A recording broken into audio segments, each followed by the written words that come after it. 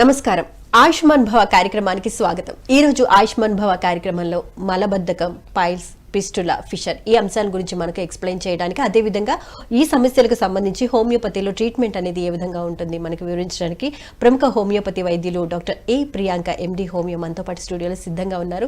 వారిని అడిగి మరిన్ని విషయాలు తెలుసుకుందాం. అదేవిధంగా డాక్టర్ గారితో మీరు మాట్లాడాలి అనుకుంటే స్క్రీన్ మీద స్క్రోల్ అవుతున్న నెంబర్కి కాల్ చేసి మాట్లాడగలరు. డాక్టర్ గారు నమస్కారం అండి. నమస్కారం మేడం. ఆయుష్మాన్ భవ కార్యక్రమానికి స్వాగతం. ఈరోజు టాపిక్ మలబద్ధకం, పైల్స్, పిస్టులా, ఫిషర్ ఇవన్నీ ఒకటే కేటగిరీకి సంబంధించినవే, బట్ ఒక్కొక్క దానికి ఒక్కొక్క వేరియేషన్ ఉంది. కాబట్టి ఫస్ట్ మనం మలబద్ధకం దగ్గర నుంచి వద్దాం. అసలు మలబద్ధకం అంటే ఏంటి? మలబద్ధకం అంటే మనం తీసుకునే ఆహారం లాగానే మల విసర్జన చేయడం కూడా ప్రతిరోజు జీవన శైలిలో ఒక ప్రత్యేకమైన కార్యక్రమం. ఇది ఎన్నిసార్లు వెళ్తున్నా అన్నది డైలీ మనకేమీ రూల్స్ అంటూ ఏమీ లేవు. మన వైద్యపరంగా కొందరికి ఒకసారి వెళ్తారు, కొందరు 2 సార్లు వెళ్తారు. అది మనిషి నుంచి మనిషికి చేంజ్ అవుతూ ఉంటుంది. ఇది దేని మీద డిపెండ్ అవుతూ ఉంటుందంటే వాళ్ళు తీసుకునే ఆహారం మీద, వాళ్ళు ఏ అలవాట్లు ఉన్నాయి, ఎన్నిసార్లు నీరు తాగుతున్నారు, ఏ టైంకి తింటున్నారు, వాళ్ళు బాల్యం నుంచి అలవర్చుకున్న అలవాట్ల మీద, వాళ్ళు ఏ మందులు వాడుతున్నారు అన్న దానిపై ఉంటుంది, డిపెండ్ అయి ఉంటుంది. కొందరు మలం వెళ్లకుండా 2-3 డేస్ అలాగే ఉండిపోతారు. దానివల్ల ఏమవుతుందంటే గట్టిగా అయిపోయి అది బయటికి రాళ్ళలాగా రావడం జరుగుతుంది. ఈ కండిషన్ ఎక్కువగా చిన్నపిల్లల నుంచి ప్రతి ఏజ్ లోనూ ఉంటుంది. చిన్నపిల్లల్లో వాళ్ళు ఎక్కువ తల్లిపాలతో పాటు ఇది కూడా బాటిల్ ఫీడ్ అలవాటు పడుతున్నారు కదా, పౌడర్ మిల్క్, ఫార్ములా ఫీడ్. దాంతో ఇది ఎక్కువ చూస్తాం మనం. కొన్ని ఏజెస్ లో అయితే 40 years తర్వాత చాలా మందికి ఇది ఫ్రీక్వెంట్ గా చూస్తాం. చిన్న పిల్లల నుంచి ప్రతి ఏజ్ వరకు ఇది ఈ రోజుల్లో ప్రతి ఒక్కరిలోనూ ఉన్న సిమ్టమ్ ఇది. ఓకే, ఎందుకంటారు? ఓన్లీ తినే ఆహారం మీద ఆధారపడి ఉంటుందా, లేకపోతే వాళ్ళ లైఫ్ స్టైల్ చేంజెస్ లో తక్కువ ఫిజికల్ యాక్టివిటీ చేయడం వల్ల, ఫైబర్ ఫుడ్ అనేది తక్కువ తీసుకోవడం వల్ల, జంక్ ఫుడ్ ఎక్కువ తీసుకోవడం ఈ రోజుల్లో, ఇంకా వ్యాయామం తక్కువ చేయడం వల్ల, ఆకుకూరలు తక్కువ తీసుకోవడం వల్ల, స్ట్రెస్ ఎక్కువ ఉండడం వల్ల, ఈ డైలీ యాక్టివిటీస్ లో వాళ్ళు చేసే దాని మీద ఎక్కువ కూర్చొని ఉండడం వల్ల, కొందరిలో ఏమో ఇప్పుడు మన డ్రైవర్స్ లో కానీ, పోస్ట్ మ్యాన్స్ కానీ వీళ్ళు ఎక్కువ నిల్చొని ఉంటారు. వాటి మీద ఏమవుతుందంటే నిల్చొని దాని మీద స్ట్రెయిన్ పడి నొప్పి, అసౌకర్య భావం ఏర్పడి ఈ మలబద్ధకం అనేది ఊరికే వస్తుంటుంది. ఓకే, అసలు ఈ మలబద్ధకం రావటం వల్ల అనారోగ్య సమస్యలు ఏమేమి తలెత్తుతూ ఉంటాయి? ఇది ఒక సిమ్టమ్ మాత్రమే. దీని వల్ల వచ్చే ఏంటి అంటే ఇప్పుడు పైల్స్, ఫిషర్స్, ఫిస్టులా, కొందరికి లివర్ డిసీజెస్ లో సిరోసిస్ ఆఫ్ లివర్ వస్తుంది, ఇన్ఫ్లమేటరీ బౌల్ సిండ్రోమ్, ఇలా కొన్ని డిసీజెస్ అన్ని దీంట్లో ఒక సిమ్టమ్ అవుతుంది మలబద్ధకం అన్నది. ఓకే, అంటే చిన్నపిల్లల్లో కూడా ఇవన్నీ చూస్తామా? ఇప్పుడు అదే చెప్తున్నాం కదా, మనము బాటిల్ ఫీడ్ ఏదైతే తీసుకుంటున్నామో వాళ్ళకి పెరిస్టాల్టిక్ మూమెంట్ అనేది తక్కువ ఉంటుంది. అంటే మూమెంట్ అనేది ఫుడ్ తీసుకున్నాక స్లోగా అవుతూ ఉంటుంది. దానివల్ల ఏమవుతుంది అంటే ఫైబర్ కూడా తక్కువ ఉండడం వల్ల ఆ మలం అనేది అక్కడే ఆగిపోయి, వాటర్ తక్కువ తీసుకోవడం వల్ల అది అక్కడే ఉండిపోయి గట్టిగా మారుతోంది. సో ఇది పిల్లల్లో ప్రతి ఏజ్ లో చూస్తున్నాం, పిల్లల్లో ఎక్కువ మంది చూస్తున్నాం. ఇంకేంటంటే వాళ్ళు బయటికి వెళ్ళి కూడా దాన్ని అలాగే ఆపేసుకొని ఉంటారు. సో అది వెళ్లకుండా అలాగే ఉండిపోయి, వాళ్ళు బయటికి చెప్పకుండా మళ్ళీ ఇంటికి వెళ్ళాక వెళ్దాంలే అలా ఉండిపోయి అది అక్కడే ఫామ్ అయిపోయి గట్టిగా ఫామ్ అయ్యి ఇబ్బంది పడుతూ ఉంటారు. ఓకే, మరి పిల్లల విషయానికి వస్తే రిచ్ ఫైబర్ ఫుడ్ ఎటువంటిది తీసుకోవాలంటారు? పిల్లల్లో అయితే ముందు మనం చిన్నప్పటి నుంచి ఎక్కువ వాటర్ తీసుకోవడం అలవాటు చేయాలి. ఎక్కువగా వాళ్ళకి డైలీ ఒక 2 to 3 liters తీసుకోవాలని చెప్పి, దీంతో పాటు వాళ్ళ ఆహారంలో ఆకుకూరలు అలవాటు చేయాలి, కూరగాయలు, సీజనల్ ఫ్రూట్స్ అన్నది ఎక్కువ తీసుకోమనాలి. వాళ్ళు దీంతో పాటు చిన్న చిన్న ఎక్సర్సైజెస్ కూడా చిన్నప్పటి నుంచి వాళ్ళు చేస్తే ఇది చిన్నప్పటి నుంచి మనం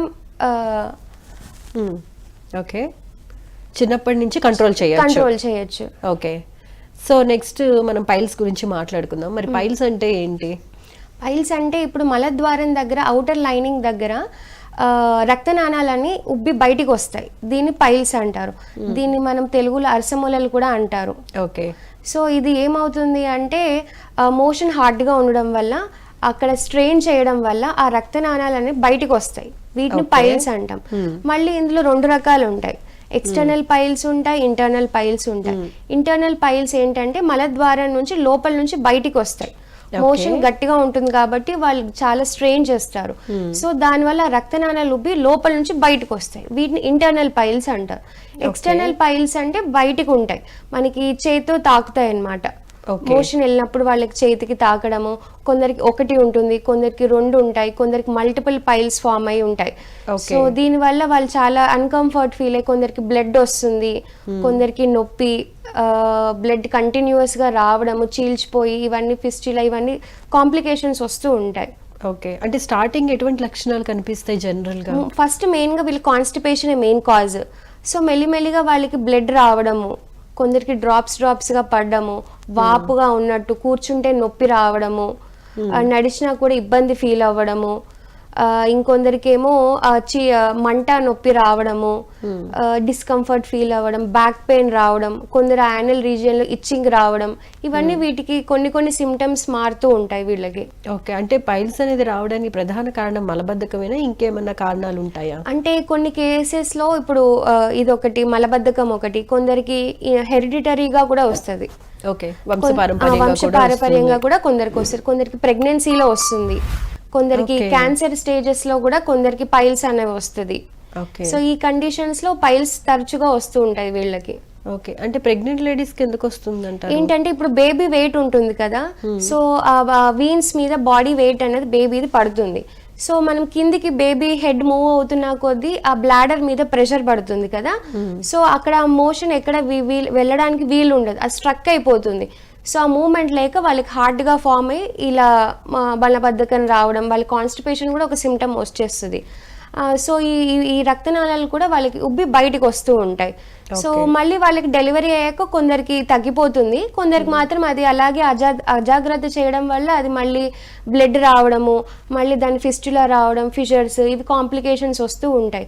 సో స్టార్టింగ్లోనే చూయించుకుంటే, ప్రెగ్నెన్సీలో స్టార్టింగ్లో ఉన్నప్పుడు చూయించుకుంటే దీంట్లో తొందరగా ట్రీట్మెంట్ ఉంటుంది. ఓకే, అయితే ప్రెగ్నెంట్ లేడీస్ గురించి మాట్లాడుతున్నారు కాబట్టి మరి ఇట్లాంటి పైల్స్ కంప్లైంట్ రాకుండా ఉండాలంటే ఎటువంటి జాగ్రత్తలు తీసుకోవాలి? వీళ్ళకి ఏంటంటే ఎక్కువ ఇంటేక్ వాటర్ ఎక్కువ తీసుకోవడము, ఇంకొకటి బేబీ మూమెంట్ కిందికి వస్తూ ఉంటుంది కాబట్టి వీళ్ళు ఎక్కువ వాకింగ్ చేస్తూ ఉండాలి, బ్రిస్క్ వాకింగ్ చేస్తే బెటర్.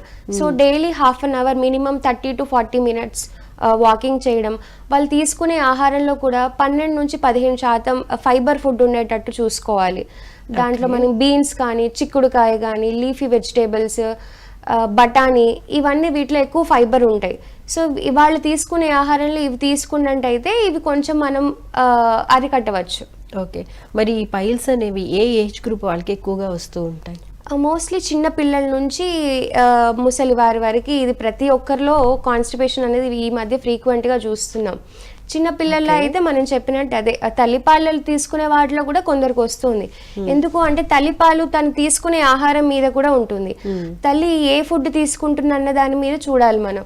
వాళ్ళు ఏ ఫుడ్ తీసుకుంటున్నారు, జంక్ ఫుడ్ తీసుకుంటున్నారా, మసాలా ఫుడ్స్ తీసుకుంటున్నారా, నీళ్లు తక్కువ తాగుతున్నారా, దాని మీద బాబుకి పిల్లాడికి పాలు తీసుకోవడం వల్ల ఆ మిల్క్ నుంచే కదా వాళ్ళకి న్యూట్రిషన్ వచ్చేది.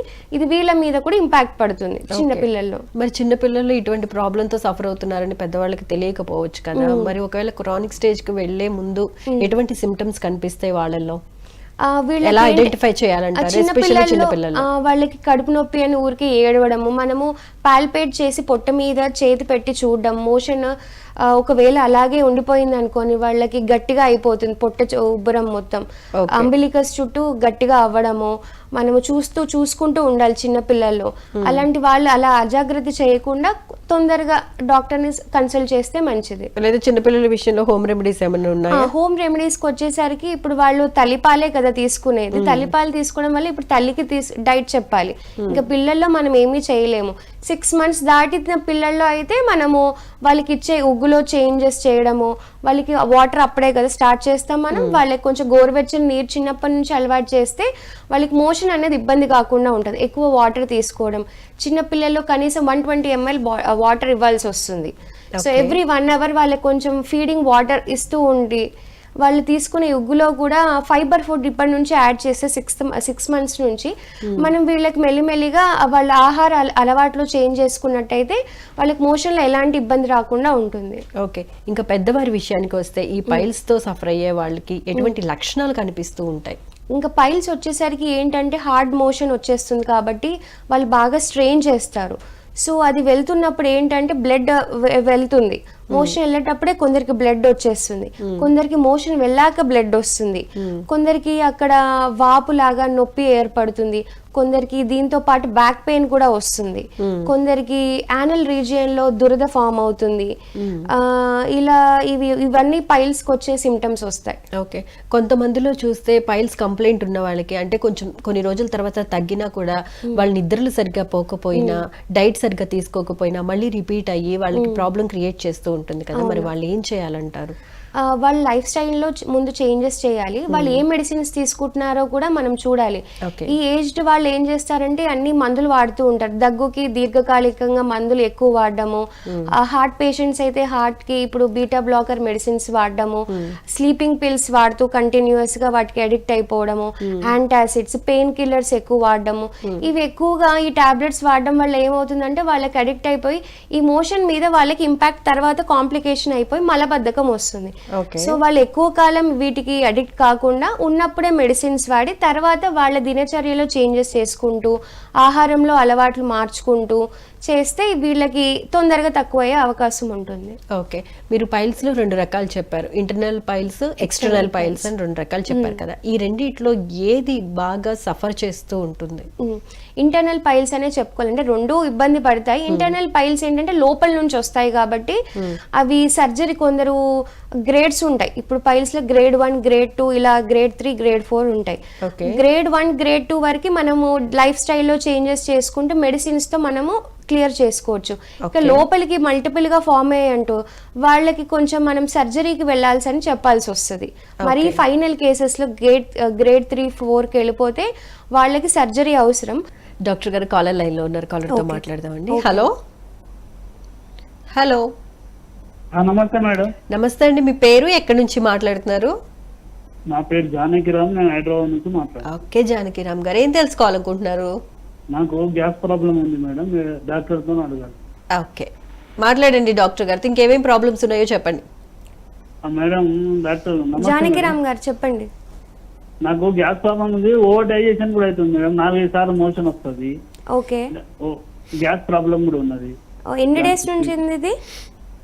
గ్యాస్ ప్రాబ్లం చాలా రోజులు ఉన్నది, ఒక 5-6 years నుంచి ఉన్నది గ్యాస్ ప్రాబ్లం. అంటే మీకు లూజ్ మోషన్స్ డైలీ ఎన్ని టైమ్స్ అవుతున్నాయి? లూజ్ మోషన్ ఏం కాదు, మామూలుగా అయితే కానీ ఎక్కువ సార్లు వస్తుంది. లూజ్ మోషన్ ఏం కాదు, ఫ్రీ అవుతుంది కానీ ఎక్కువ సార్లు. ఓకే, మోషన్ ఎక్కువ సార్లు వెళ్తున్నారు అంతే. ఎన్ని డేస్ నుంచి ఉంది ప్రాబ్లం? ఇది వచ్చి 2-3 రోజులు కానీ గ్యాస్ ప్రాబ్లం చాలా వస్తుంది. గ్యాస్ ప్రాబ్లం అంటే మీకు ఏంటి, కడుపు ఉబ్బరంగా ఉంటుందా, కడుపు నొప్పిగా? ఉబ్బరం కాదు, లెఫ్ట్ కుడి ఛాతి భాగం చిమ్చిమంటది, మన వీపులో కూడా చిమ్చిమంటది. మీ అది అయితే మీకు యాసిడ్ రిఫ్లెక్స్ లాగా అయి ఉండొచ్చు. ఛాతిలో మంట అలా వస్తుంటదా? ఛాతీలో కాదు, ఈ లెఫ్ట్ సైడ్ ఛాతీ ఇట్లా పట్టేసుకున్నట్టు అవుతుంటది, పట్టేసుకున్నట్టు వీపులో కూడా అట్లా పట్టేసుకున్నట్టు అవుతుంటది. మీ పిఎంసీలో వెళ్తే గ్యాస్ ప్రాబ్లమ్ అని చెప్పారు అన్నట్టు, హోమియోలో ఏమైనా మందులు చెప్తారేమో అని వస్తుంది. హోమియోపతిలో మంచి ట్రీట్మెంట్ ఉంది అండి. మీకు కాన్స్టిట్యూషనల్గా ట్రీట్మెంట్ ఇస్తారు, మీకు ఉన్న సిమ్టమ్స్ అన్నీ తీసుకొని దాని మీద ఇస్తారు. ఇప్పుడు మీకు అది ఎసిడిటీ లాగా కనిపిస్తోంది, పట్టేసినట్టుగా ఉంటుంది కదా, మీరు కొన్ని ఆహారపు అలవాట్లో కూడా కొన్ని మార్పులు చేయాలి మీరు. హలో చెప్పండి డాక్టర్ గారు, కాల్ కట్ అయినట్లు. మీరు ఆహార విషయాల్లో కూడా కొన్ని చేంజెస్ చేస్తూ ఉండాలి. ఈ పట్టేసినట్టు ఉంటుంది అంటే మీరు తీసుకునే ఆహారంలో ఫస్ట్ కొన్ని చేంజెస్ చేయాలి. మీరు తీసుకునే దాంట్లో ఆయిల్ ఫుడ్ తక్కువ తీసుకోవడం, జంక్ ఫుడ్ తగ్గించడము, ఆకుకూరలు ఎక్కువ తీసుకోవడము, నీరు ఎక్కువ తీసుకోవడము, ఫైబర్ ఫుడ్ తీసుకోవడం, మీరు తినే దాంట్లో ప్రోటీన్ ఫుడ్ కూడా కొంచెం యాడ్ చేసుకోవాలి. ఈజీగా అరిగేలాగా ఉండే ఫుడ్ తీసుకున్నట్టయితే ముందు దీనికి తగ్గించవచ్చు. దాంతోపాటు మీకు హోమియోలో మంచి ట్రీట్మెంట్ ఉంటుందండి.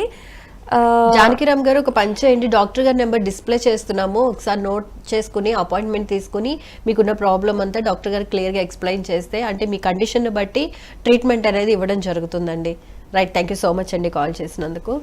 మనం పైల్స్ గురించి మాట్లాడుకుంటున్నాం. So internal piles and external పైల్స్లో ఏది క్రానిక్ స్టేజ్లోకి వెళ్తుంది, జనరల్గా ఏది ప్రాబ్లం ఎక్కువగా క్రియేట్ చేస్తుంది, ఎక్స్ప్లెయిన్ చేస్తారా? అయితే ఇప్పుడు ఎక్స్టర్నల్ పైల్స్ అయితే ఏమవుతుంది, ఒకటి ఉంటే ఏమీ ప్రాబ్లం ఉండదండి. కొందరికి 1, 2 మల్టిపుల్ ఫామ్ అవుతాయి. ఒక బంచ్ ఆఫ్ గ్రేప్ లాగా కూడా ఎక్స్టర్నల్ గా బయటికి కొందరికి ఫామ్ అవుతూ ఉంటుంది. ఓకే, ఎంత టైం పడుతుంది అంటే మామూలు జనరల్ గా స్టార్టింగ్ స్టేజ్ నుంచి క్రానిక్ స్టేజ్ లోకి మారడానికి ఎంత టైం పడుతుంది? అయితే వాళ్ళ ఒకటి ఉండి వాళ్ళు లైఫ్ స్టైల్లో చేంజెస్ చేస్తూ ఆహారంలో చేంజెస్ మార్పు చేస్తే వాళ్ళకి తొందరగా తక్కువ అవుతుంది. కొందరు పట్టించుకోకుండా అలాగే ఉండి అలాగే డైట్లో అలాగే చేంజెస్ చేయకుండా ఉంటే 1 నుంచి మీకు ఆ రక్తనాళాలు అన్నవి 2, 3, 4 అలా ఉబ్బుతూ బయటకు వచ్చేస్తూ ఉంటాయి. ఓకే, అవి ఎక్స్టర్నల్ కింద. ఇంటర్నల్ గా అంటే ఎలా క్రియేట్ అవుతాయి? ఇంటర్నల్ ఏంటంటే మనకి ఇప్పుడు యానల్ ట్రాక్ ఉంటుంది కదా, ఆ లోపలికి ఫామ్ అవుతాయి. ఇవి లోపల నుంచి వచ్చేవి ఆ వీన్స్ అన్నవి లోపల ఉబ్బి అవి ఒక గడ్డల్లా లోపల ఫామ్ అవుతాయి. సో ఆ మోషన్ వెళ్ళినప్పుడు ఏమవుతుందంటే అది మధ్యలో తాకుతూ ఉంటుంది కదా, అది రప్చర్ అయ్యి బ్లడ్ వస్తూ ఉంటుంది. ఓకే, సో ఆ మోషన్ వెళ్ళినప్పుడు బ్లడ్ రావడం వల్ల వాళ్ళకి నొప్పి రావడము, మోషన్ వెళ్ళాక కూడా కొందరికి నొప్పి వస్తుంది. కొందరు మోషన్ వెళ్ళక ఎక్కువ బ్లడ్ అది రప్చర్ అయిపోయి కంటిన్యూస్ గా బ్లీడింగ్ అవుతూ ఉంటుంది. సో ఇవన్నీ పైల్స్ లో వస్తాయి. ఓకే, సో దీని వల్ల డైజెస్టివ్ సిస్టమ్ కి ఏదైనా ప్రాబ్లం క్రియేట్ అవుతుందా లేకపోతే ఎలాగా? డైజెస్టివ్ సిస్టమ్ ఇంబ్యాలెన్స్ అవుతేనే మనకి ఇవన్నీ పైల్స్, ఇవన్నీ మలబద్ధకం, కాన్స్టిపేషన్ ఇవన్నీ వస్తాయి. సో యానల్ ట్రాక్ ముందు నుంచి మనం క్లియర్ గా ఉండేటట్టు చూసుకోవాలి. ఎక్కువ వాటర్ తీసుకోవడం, ఫైబర్ ఫుడ్ తీసుకున్నట్టయితే డైజెషన్ మంచిగా అవుతుంది. వాళ్ళకి మోషన్ వెళ్ళేటప్పుడు కూడా ఇబ్బంది కాకుండా ఉంటుంది. ఓకే, అంటే ఇది రెగ్యులర్ గా జరుగుతూనే ఉంటుందా ప్రాసెస్, లేకపోతే కొన్ని రోజులు నార్మల్ గా నిద్రపోయి సఫిషియెంట్ వాటర్ తీసుకుంటూ ఉన్నట్లయితే తగ్గి మళ్ళీ ఎప్పుడైతే ఇంబ్యాలెన్స్ అవుతూ ఉంటుందో అప్పుడు బయటపడుతూ ఉంటాయా? ఎలా జరుగుతుంది? ఫుడ్ సరిగ్గా తీసుకొని వాటర్ మంచిగా తీసుకుంటే ఇలాంటి ప్రాబ్లమ్స్ ఏమీ రావు. వాళ్ళు సెడెంటరీ హ్యాబిట్స్ అలాగే మెయింటైన్ చేస్తూ ఉండడం వల్ల, తక్కువ నిద్ర తీసుకోవడము, తక్కువ నీరు తాగడము, ఫ్రూట్స్ ఇలాంటివి ఫైబర్ ఫుడ్ తక్కువ తీసుకోవడం వల్ల వీళ్ళకి రికరెన్స్ వస్తుంది. హోమియో మెడిసిన్స్ తీసుకోవడం వల్ల ఏంటంటే ఈ రికరెన్స్ అనేది తగ్గిస్తుంది, వాళ్ళ ఇమ్యూన్ సిస్టమ్ కూడా స్ట్రాంగ్ చేస్తుంది. ఫ్రీక్వెన్సీ టెండెన్సీ అనేది మన మెడిసిన్స్ తగ్గించవచ్చు. ఓకే, ఇప్పుడు ఫుడ్ తీసుకునే విషయానికి వస్తే కనుక ఎక్కువ స్పైసెస్ ఉన్న ఫుడ్ తీసుకున్నా కూడా ఈ పైల్స్ అనేవి రిపీట్ అవుతూ ఉంటాయి, ఎందుకంటారు? ఎందుకు అంటే ఇవి ఇరిటెంట్స్ లాగా ఉంటాయి కదా, స్టిమ్యులెంట్స్ ఉంటాయి. మనకి ఆల్రెడీ మన స్టమక్ బ్యాగ్ లో యాసిడ్స్ అనేవి ఉంటాయి. ఇవి ఆల్రెడీ ఈ మసాలాస్ కూడా చేరి ఏమవుతాయంటే అవి ఇరిటేట్ అయిపోయి మనకి మంట రావడము, బ్లోటింగ్ రావడము, పుల్లగా తేన్పులు రావడము, కొందరికి ఈ మోషన్ లో ఇవి ప్రాబ్లం రావడం, ఈ అసిడిటీ అనేది అప్పుడు దాని వల్ల ఫామ్ అవుతూ ఉంటుంది. సో ఏదైనా నార్మల్ మోతాదులో తీసుకుంటే ఏమీ ఇబ్బంది ఉండదు, ఎక్కువ తీసుకుంటేనే ఇది మనకి కాంప్లికేషన్ గా వస్తుంది. ఓకే అండి, ఇప్పుడు కాలర్ ఉన్నారు, కాలర్ తో మాట్లాడదాం. అంతకన్నా ముందు ఇప్పుడు జనరల్ గా ఈ పైల్స్ తో ప్రాబ్లం సఫర్ అయ్యే వాళ్ళకి హెడేక్స్ రావటం కానీ లేకపోతే ఇంకా అదర్ కాంప్లికేషన్స్ వస్తాయా? వస్తాయి. కొందరికి కడుపులో నొప్పి వస్తుంది, కొందరికి బ్యాక్ పెయిన్ వస్తుంది, కొందరికి హెడేక్ వస్తుంది, కొందరికి ఈ థైరాయిడ్ ఇష్యూస్ లో ఉన్న వాళ్ళకి ఇంకేమంటారు ఇవి హార్మోనల్ ఇంబ్యాలెన్స్ ఉన్న వాళ్ళకి ఫ్రీక్వెంట్ గా, పీసీఓడిస్ ఉన్న వాళ్ళకి, వీళ్ళకి మెటబాలిక్ చేంజెస్ ఎప్పుడు ఫ్లక్చువేట్ అవుతూ ఉంటాయి కదా, హార్మోన్స్ అనేవి సరిగ్గా రిలీజ్ అవ్వకపోవడము, వీటి వల్ల ఈ పైల్స్, ఫిషర్స్, ఫిస్టులా కానీ కాన్స్టిపేషన్ వీళ్ళకి ఇవి కామన్ సిమ్టమ్ గా వస్తాయి ఇవి. ఓకే అండి, కాలర్ తో మాట్లాడదాం. హలో హలో, నమస్తే అండి, మీ పేరు ఎక్కడి నుంచి మాట్లాడుతున్నారు? రఘు అండి. రఘు గారు చెప్పండి ప్రాబ్లం ఏంటో. రఘు గారు కొంచెం గట్టిగా మాట్లాడరా? రఘు గారు చెప్పండి.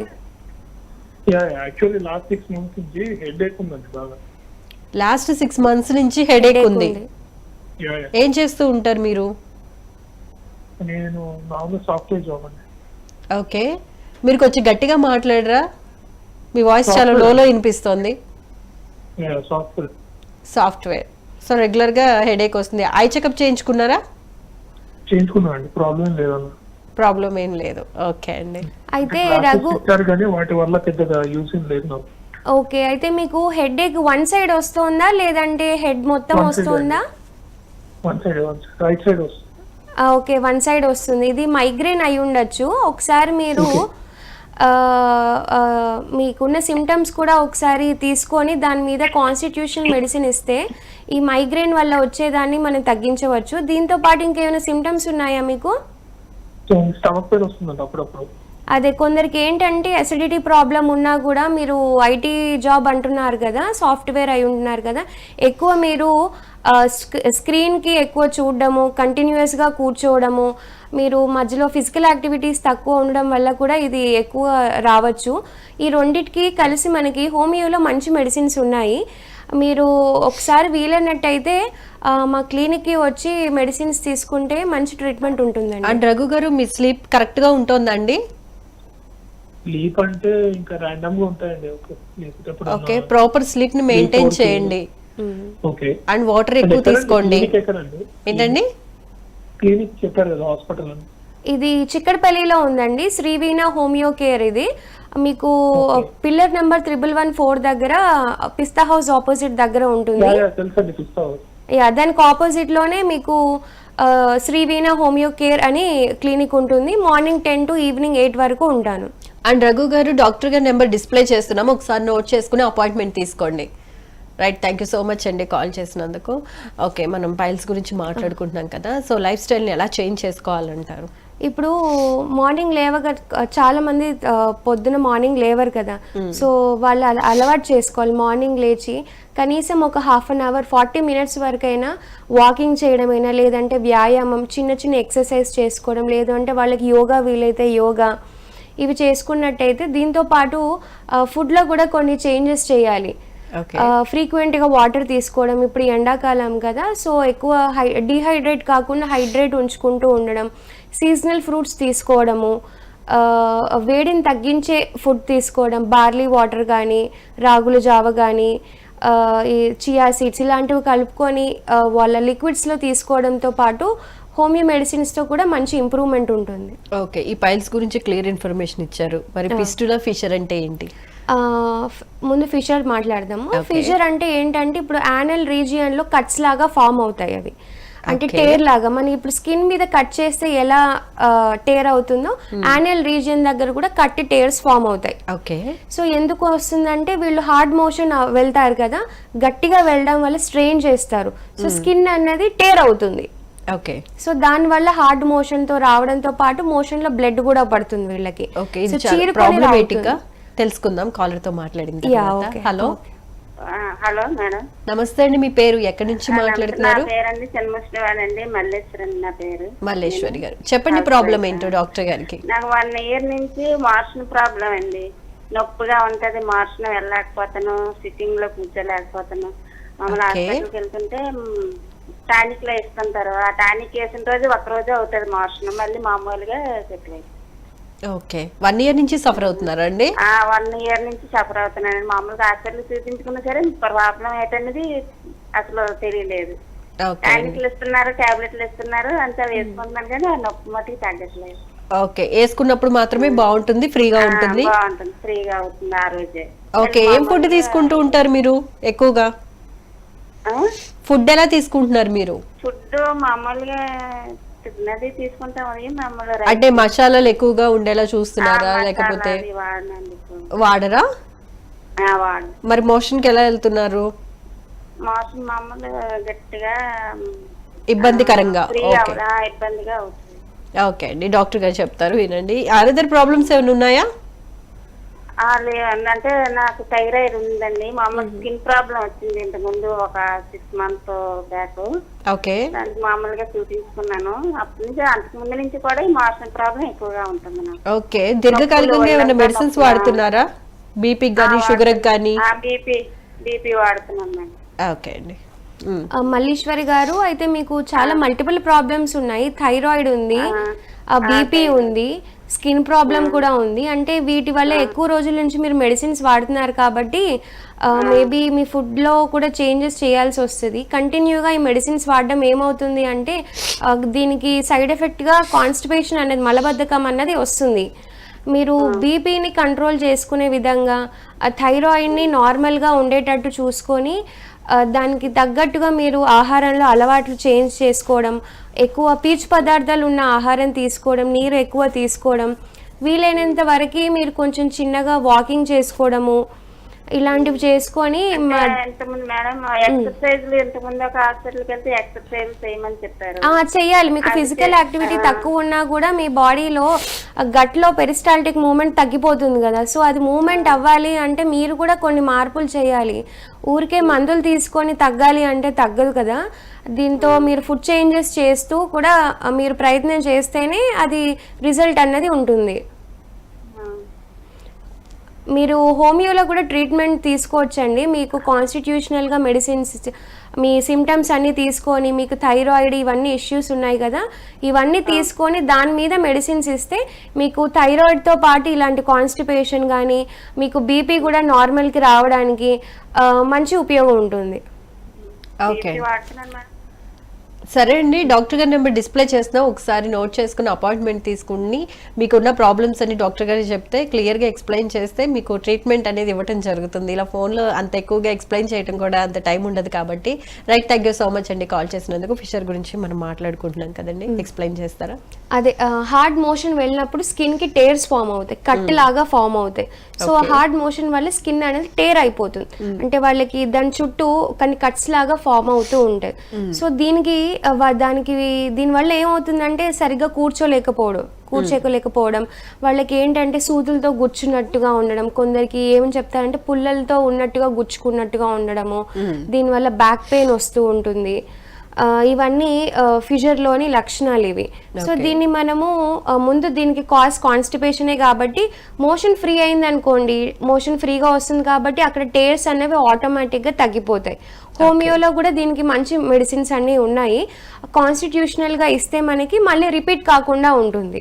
మీరు దీనికి మసాలా ఫుడ్స్ తీసుకోవడం కానీ, ఫైబర్ ఫుడ్ తక్కువ తీసుకోవడం కానీ, ఇవి తీసుకోవడం వల్ల హార్డ్ మోషన్ ఫామ్ అయిపోయి టేర్స్ అనేవి ఎక్కువ ఫామ్ అవుతాయి. ఇవి ఈజీగా తగ్గించుకోవచ్చు. వాటర్ ఎక్కువ తీసుకోవడం, ఇంకా దీంతో పాటు కొబ్బరి నీళ్ళు ఎక్కువ తీసుకోవడము, రాగుల జావ కానీ, బార్లీ వాటర్ ఇలాంటివి తీసుకోవడం ఈజీగా పెరిస్టాల్టిక్ మూమెంట్ అయిపోయి మోషన్ ఫ్రీగా అవుతుంది. ఈ స్లిట్స్ కానీ కట్స్ కానీ మళ్ళీ అవి ఆటోమేటిక్గా తగ్గిపోతాయి. ఓకే, మరి ఫిస్టులా అంటే ఏంటంటే పెరియానల్ యాప్సెస్ లా ఫామ్ అవుతాయి. అంటే ఇప్పుడు మలద్వారం దగ్గర గడ్డల్లాగా ఫామ్ అవుతూ ఉంటాయి, చీము గడ్డలు అంటారు. సో ఇవి యానల్ ట్రాక్ నుంచి బయటికి ఒక ట్రాక్ చేసుకొని వచ్చి పస్ గడ్డలు ఫామ్ అవుతాయి, దాని చుట్టూ ఫామ్ అవుతూ ఉంటాయి. సో ఇవి ఏమవుతాయి, బయటికి కనిపిస్తాయా? బయటికి కనిపిస్తాయి. సో ఆ గడ్డలు కొందరికి ఓపెన్ అయిపోతాయి, కొందరికి పస్ వచ్చేస్తూ ఉంటుంది, కొందరికి బ్లడ్ కూడా వస్తుంది, కొందరికి వాటర్ లాగా వస్తూ ఉంటుంది. సో ఇవన్నీ ఆ లోపల నుంచి ట్రాక్ ఫామ్ అయిపోయి కొందరు ఏం చేస్తారంటే ఇది పట్టించుకోరు, అలాగే ఉండిపోవడం కూడా, మోషన్ కూడా ఆ ట్రాక్ నుంచి వచ్చేసి బయటకు వస్తూ ఉంటుంది. ఇది చాలా సీరియస్ కాంప్లికేషన్ అయిపోతుంది. సో ముందే ఆ గడ్డ ఉన్నప్పుడే తొందరగా ట్రీట్మెంట్ తీసుకొని వాళ్ళ లైఫ్ స్టైల్లో చేంజెస్ చేసినట్టయితే ఈ గడ్డలు మళ్ళీ రిపీట్ కాకుండా ఉండే అవకాశం ఉంటుంది. ఓకే, ఈ పైల్స్, ఫిస్టులా, ఫిషర్ ఈ మూడిట్లో ఏది డేంజరస్ అంటారు? ఎక్కువగా పైల్స్ అంటే బ్లడ్ ఎక్కువ వస్తుంది, అది చూడగానే అందరూ భయపడిపోతారు. పర్ రెక్టమ్ నుంచి బ్లడ్ వస్తుంది. సో ఇది కూడా వాళ్ళు తీసుకునే దాని మీద ఉంటుంది. కొందరు బ్లడ్ వచ్చినా ఎక్కువ భయపడరు. ఫిస్టులా అన్నది నాకు తెలిసి ఇది ఎక్కువ కాంప్లికేషన్, ఎందుకంటే చీము ఫామ్ అయిపోతుంది లోపల ట్రాక్ నుంచి, అదొక లేయర్ లాగా ఫామ్ అయ్యి అదొక పొర చేసుకొని లోపల నుంచి చీము అంతా కారుతూ వస్తుంది. ఈ చీము రావడం వల్ల వాళ్ళకి మళ్ళీ ఫీవర్, చలి జ్వరం ఇవి కూడా వస్తాయి. పస్ ఉంటుంది కాబట్టి వాళ్ళకి ఇన్ఫ్లమేషన్ వచ్చేస్తుంది. సో ఇన్ఫెక్షన్ ఉంది కాబట్టి వాళ్ళకి ఫీవర్, పస్ ఇవన్నీ వస్తూ ఉంటాయి. సో ఫిస్టులా అన్నది అజాగ్రత్త ఎప్పుడు చేయకూడదు. ఓకే డాక్టర్ గారు, ఫిస్టులా గురించి మాట్లాడుకుంటున్నాం కదా. సో పైల్స్ విషయానికి వస్తే పైల్స్, ఫిస్టులా, ఫిషర్ ఈ మూడిట్లో ఫిస్టులా అనేది కొంచెం కాంప్లికేటెడ్ గా మీరు చెప్తున్నారు. సో ఈ పైల్స్ విషయానికి వస్తే చాలా మంది సర్జరీకి వెళ్తూ ఉంటారు. అది పెయిన్ భరించలేకైనా కావచ్చు, లేకపోతే ప్రాబ్లం ఇంకా సివియారిటీలో చేంజ్ అయినా కావచ్చు, ఏదైనా కానీ సర్జరీకి ప్రిఫర్ చేస్తూ ఉంటారు. సో సర్జరీ అనేది ముఖ్యమా, అంటే నెసరీనా, ఎవరు చేయించుకోవాలి, ఎవరికి హోమియోపతిలో ట్రీట్మెంట్ తీసుకుంటే తగ్గిపోతుంది, మళ్ళీ రిపీట్ అయ్యే ఛాన్స్ ఉండదు అంటే ఒకసారి పైల్స్ కనుక సర్జరీ చేయించుకుంటే మళ్ళీ రిపీట్ అవుతుందా అసలు? అంటే వాళ్ళు ఒకసారి సర్జరీ చేశాక వాళ్ళు దాని తర్వాత వాళ్ళ ఆహారం అలవాట్లు చేంజెస్ కంటిన్యూగా చేస్తూ ఉంటేనే అది రిపీట్ కాకుండా ఉంటుంది. హోమియో మెడిసిన్స్ వాడడం ఏంటంటే ఫ్రీక్వెన్సీ అనేది తగ్గుతుంది, రికరెన్స్గా కొందరికి వస్తూ ఉంటుంది, కొందరికి 2 monthsకి 3 monthsకి అలా ఫ్రీక్వెంట్గా వస్తూ ఉంటుంది. ఇది సర్జరీ అయిన తర్వాత అయ్యాక కూడా కొన్ని మంత్స్ వరకు అది ఆపుతుంది, కొన్ని ఇయర్స్ వరకు, నాట్ మంత్స్ కాదు కానీ కొన్ని ఇయర్స్ వరకు అది ఏమి ఇబ్బంది పెట్టదు. వాళ్ళ లైఫ్ స్టైల్లో అలాగే ఉండి అలాగే మెయింటైన్ చేస్తే అది మళ్ళీ ట్రిగర్ అవుతుంది. సో మన హోమియో మెడిసిన్స్ వాడడం వల్ల ఆ ఫ్రీక్వెన్సీని, ఆ టెండెన్సీని తీసేసి వాళ్ళ ఇమ్యూన్ కూడా స్ట్రాంగ్ చేసేలాగా మన మందులు హెల్ప్ చేస్తాయి. ఓకే, అంటే ఇప్పుడు వాళ్ళు మోషన్కి వెళ్ళాలన్నా లేకపోతే ఆ థాట్ రాగానే వాళ్ళకి ఒక రకమైన భయం అనేది క్రియేట్ అవుతుంది, ఎందుకంటే వాళ్ళు ఉన్న క్రానిక్ స్టేజ్ని బట్టి. సో హోమియోపతిలో ట్రీట్మెంట్ తీసుకునేటప్పుడు హోమియోపతిలో అంటే దానికి రెస్పాండ్ అవ్వడానికి చాలా టైం పడుతుంది, హోమియోపతిలో ట్రీట్మెంట్ కూడా చాలా టైం తీసుకుంటుంది అని అనుకుంటూ ఉంటారు కదా. సో ఈ కండిషన్ కి ఎంత వరకు రిజల్ట్ ఉంటుంది? యాక్చువల్గా హోమియోపతి మెడిసిన్స్ స్లోగా యాక్ట్ చేస్తుంది అన్నది రాంగ్ కాన్సెప్ట్. అది ఏమవుతుంది అంటే ఇప్పుడు మీరు పైల్స్ తీసుకున్నారు కదా, కొందరికి రెక్టమ్ నుంచి బ్లడ్ వస్తూ ఉంటుందని చెప్పా కదా. సో వాళ్ళకి ఏంటంటే ముందు బ్లడ్ పడుతున్న వాళ్ళకి ముందు మెడిసిన్ ఇచ్చేస్తే 24 hours లో బ్లడ్ రావడం తగ్గిపోతుంది. హోమియో మెడిసిన్స్ చాలా ఫాస్ట్ గా పనిచేస్తాయి. వాళ్ళకి ఒక అపోహ ఉండిపోయింది హోమియో మెడిసిన్స్ అనేది స్లోగా పనిచేస్తాయని. అది కాదు అసలు. ముందు వాళ్ళకి సిమ్టమ్స్ తీసుకున్నట్టయితే ముందు వీళ్ళకి బ్లడ్ రావడం ముందు మెయిన్, అది చూడడం వల్లే కదా వాళ్ళు సర్జరీకి వెళ్తున్నారు. సో ముందు బ్లడ్ రావడం తగ్గించేసాం అనుకోండి, పెయిన్ కూడా ఉంటుంది కదా, సివియర్ గా ఉంటుంది. ముందు మనకి మెడిసిన్స్ మారుస్తూ ఉంటాము. ఫస్ట్ ఏంటి, బ్లడ్ పడుతుంది వాళ్ళకి 1-2 days లో బ్లడ్ రావడం తగ్గించేలాగా ముందు మెడిసిన్స్ ఇస్తాం. కానీ లోపల టిష్యూస్ అన్ని డ్యామేజ్ అయ్యి అదంతా ఉంటుంది కాబట్టి అవి తగ్గడానికి ఇంకొన్ని మంత్స్ పడుతుంది. సో దానివల్ల మన హోమియో మెడిసిన్స్ స్లోగా పనిచేస్తాయని అలా వచ్చేసింది, కానీ అది కాదు. ముందు బ్లడ్ తగ్గుతుంది, తర్వాత నొప్పి మంట తగ్గడానికి నెక్స్ట్ ఇస్తాం. నెక్స్ట్ లోపల టిష్యూస్ అన్ని క్లియర్ అయ్యి ఆ డ్యామేజ్ అంతా ఉన్నదంతా క్లియర్ అయ్యేలాగా దాని తర్వాత ఇస్తాం. మళ్ళీ ఫ్రీక్వెన్సీగా టెండెన్సీ వస్తూ ఉంటుందిగా, మళ్ళీ 2-3 months అలా రాకుండా వాళ్ళకి మయోస్మాటిక్ ట్రీట్మెంట్ అంటే మళ్ళీ వాళ్ళకి రాకుండా కాన్స్టిట్యూషనల్ మెడిసిన్స్ అన్నవి ఇస్తే వాళ్ళకి రిపీట్ అన్నది తక్కువ అవుతుంది. ఓకే, ఇప్పుడు థైరాయిడ్ ప్రాబ్లం కానీ బీపీ షుగర్ కానీ కంటిన్యూగా మెడిసిన్స్ యూజ్ చేస్తూ ఉంటారు. ఆ మెడిసిన్స్ వేడికి కూడా లేకపోతే కొంతమంది గ్యాస్ట్రిక్ ప్రాబ్లమ్ తో సఫర్ అయ్యే వాళ్ళు కూడా రోజు గ్యాస్ కి సంబంధించిన టాబ్లెట్స్ వేసుకుంటూ ఉంటారు. అలాంటి వాళ్ళకు కూడా ఈ పైల్స్ కానీ ఫిషర్ కానీ ఫిస్టులా కానీ చూస్తూ ఉంటారు రెగ్యులర్ గా. సో ఇటువంటి కండిషన్ లో హోమియోపతిలో ట్రీట్మెంట్ తీసుకుంటూ ఉంటే ఎంత రిలీఫ్ వస్తుంది? అయితే ఇప్పుడు ఈ కాంప్లికేషన్స్తో వీళ్ళు వచ్చారు కాబట్టి, ఇప్పుడు థైరాయిడ్ కానీ లివర్ డిసీజెస్ ఇలా ఉన్నాయి కాబట్టి వీళ్ళకి వాటన్నిటి మీద కలిపి ఇవ్వాలి. ఓన్లీ పైల్స్ మీద ఇస్తే అప్పుడు వాళ్ళకి తగ్గదు. వీళ్ళకి థైరాయిడ్కి ఇవ్వాలి, లివర్ డిసీజెస్ ఉంటే వాటికి ఇవ్వాలి, బ్లోటింగ్ ఉందనుకోని బ్లోటింగ్, వాళ్ళకి తేన్పులు ఇవన్నీ ఉంటాయి కాబట్టి ఈ సిమ్టమ్స్ అన్నీ తీసుకొని ఒక్కొక్క దాని మీద ఇస్తూ మెల్లిమెల్లిగా వాళ్ళ సిమ్టమ్స్ తగ్గిస్తూ వాళ్ళకి ట్రీట్మెంట్ అనేది ఇవ్వాల్సి వస్తుంది. అంటే వాళ్ళకి బాడీ మొత్తం తీసుకొని మందులు ఇవ్వాలి. ఓన్లీ పైల్స్కి ఒకటే ఇస్తే అది అప్పటి వరకు తగ్గి రికరెన్స్ అవుతుంది. వీళ్ళకి బాడీగా ఏమంటారు, కాన్స్టిట్యూషనల్ ట్రీట్మెంట్ అంటారు కాబట్టి సిమ్టమ్స్ అన్నీ తీసుకొని వాటిని మయోస్మాటిక్ ట్రీట్మెంట్ అంటారు. సో వాళ్ళకి బాడీకి తగ్గట్టుగా వాళ్ళ వ్యక్తిత్వం మీద, వాళ్ళ ఆలోచనల మీద, వాళ్ళ మెంటల్స్ కూడా తీసుకుంటారు. మెంటల్స్, ఫిజికల్స్ ఇవన్నీ ఉంటాయి. ఆ సిమ్టమ్స్ అన్ని బేస్ తీసుకొని ఇస్తే మంచి ట్రీట్మెంట్ అనేది ఉంటుంది. ఓకే, సర్జరీకి వెళ్ళాల్సిన అవసరం లేదంటారా? అవసరం లేదు. అంటే మరి క్రానిక్ స్టేజ్ లో అయినా సరే, క్రానిక్ స్టేజ్ లో వస్తే ఇప్పుడు ఫిస్టులా పస్ ఫామ్ అవుతుంది, లోపల ట్రాక్ చాలా మీద దాకా ఫామ్ అయిపోయింది అంటే ఇంకా హోమియో మెడిసిన్స్ ఎప్పుడు వాడాలంటే ముందు వాళ్ళు సర్జరీకి వెళ్ళమని చెప్తాము. వాళ్ళు సర్జరీ చేయించుకున్నాక రిపీటెడ్ గా మళ్ళీ రాకుండా ఉండాలి కదా. సో అక్కడ ఒక్క సెల్ ఉన్నా మళ్ళీ పక్కన ట్రాక్ ఫామ్ అవుతుంది. సో అలా రాకుండా ఉండాలి అంటే అప్పుడు హోమియో మెడిసిన్స్ వాడినట్టయితే వాళ్ళకి రిపీటెడ్ గా రాకుండా ఈ క్లియర్ మొత్తం చేసేస్తుంది, ట్రాక్ మొత్తం క్లియర్ చేసి పస్ రాకుండా, ఈ బ్యాక్ ఏక్ రాకుండా, వాటికి ఉన్న సిమ్టమ్స్ రిపీట్ కాకుండా చూస్తుంది. ఓకే, హోమ్ రెమెడీస్ విషయానికి వస్తే ఏం ఫాలో అవ్వాలంటారు? హోమ్ రెమెడీస్కి వస్తే మనము వాటర్ ఎక్కువ తీసుకోవాలి డైలీ. దీంతో పాటు రాగుల జావ తీసుకోవడము, బార్లీ వాటర్ తీసుకోవడము. పిల్లల్లో అయితే మనకి మైదా ఫుడ్ మొత్తం అవాయిడ్ చేసేలాగా చూడాలి. దీనివల్ల ఈ బేకరీ ఫుడ్ వీటి వల్ల ఏమవుతుంది అంటే వాళ్ళకి ఫైబర్ అనేది తక్కువగా ఉంటుంది. ఈ మైదా కానీ జంక్ ఫుడ్లో, ఫ్రైడ్ ఐటమ్స్లో ఇవి తీసుకోవడం వల్ల ఏమవుతుందంటే వాళ్ళ జీర్ణశక్తి స్లో అయిపోతుంది, మలం అన్నది గట్టిగా ఫామ్ అవుతుంది. సో వీళ్ళ తీసుకునే ఆహారంలో చేంజెస్ చేయడము, ఆకుకూరలు ఎక్కువగా ఉండేటట్టు, పీచు పదార్థాలు ఎక్కువ ఉండేటట్టు తీసుకున్నట్టయితే వీటిని మనం హోమ్ రెమెడీస్తోనే ఇంట్లోనే మనం ఎక్కువ తగ్గించుకోవచ్చు. అప్పటికి తగ్గట్లేదు అంటే అప్పుడు మనం డాక్టర్ని సంప్రదించాల్సి వస్తుంది. ఓకే, సో ఈ మలబద్ధకంతో బాధపడే వాళ్ళు ఏదైనా సరే రిచ్ ఫైబర్ ఉండేలాగా చూసుకోవాలి. ఆహారంలో ఎక్కువగా ఆకుకూరలను ఎక్కువగా చేర్చుకున్నట్లయితే కనుక ఫస్ట్ ఈ మలబద్ధకం నుంచి బయటపడతారు. ఆటోమేటిక్ గా ఈ ఇవన్నీ కాంప్లికేషన్స్ రాకుండా అవి క్లియర్ అయిపోతాయి. దానికి తగ్గట్టు ఎక్కువ నీళ్లు కూడా తీసుకోవాలి, మంచి ఆహారం, నిద్ర అనేది కంపల్సరీగా, అండ్ డైలీ యాక్టివిటీస్ కూడా కంపల్సరీగా ఉండాలి. Right, thank you so much అండి. మలబద్ధకం, పైల్స్, ఫిస్టులా, ఫిషర్ గురించి ఎక్స్ప్లెయిన్ చేసినందుకు, అండ్ మా కాలర్స్ అడిగిన ప్రశ్నలకు కూడా చాలా చక్కగా సమాధానాలు చెప్పినందుకు ధన్యవాదాలండి. Thank you so much. Thank you.